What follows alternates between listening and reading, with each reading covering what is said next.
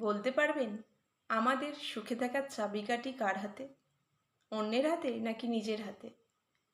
কমেন্টে নিজের উত্তর জানাতে ভুলবেন না কিন্তু। আমরা অনেক সময়ই বলে থাকি তার জন্য আমি কষ্ট পেয়েছি, ও আমাকে কষ্ট দিয়েছে। কখন আমরা কষ্ট পাই?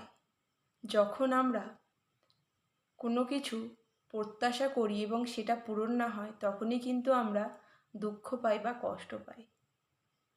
হয়তো আমরা আমাদের কাছের মানুষের কাছ থেকে কোনো কিছু একটা এক্সপেকটেশন রেখে ফেলি, সেটা যখন পূরণ না হয় তখন কিন্তু আমরা কষ্ট পাই। তাহলে আমাদের কষ্টের পিছনে কারা দায়ী?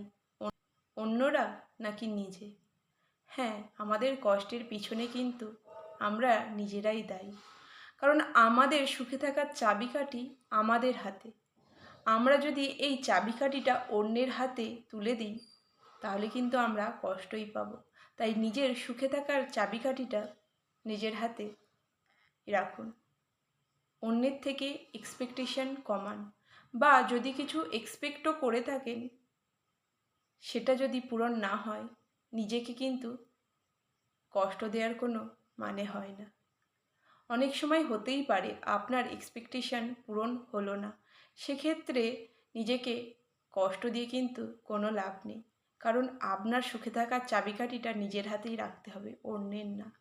তাই নিজের সুখের দায়িত্ব এবং নিজেকে ভালো রাখার দায়িত্ব নিজের হাতেই রাখুন, অন্যের হাতে না। তাহলে দেখবেন জীবনটা সুন্দর হয়ে উঠবে।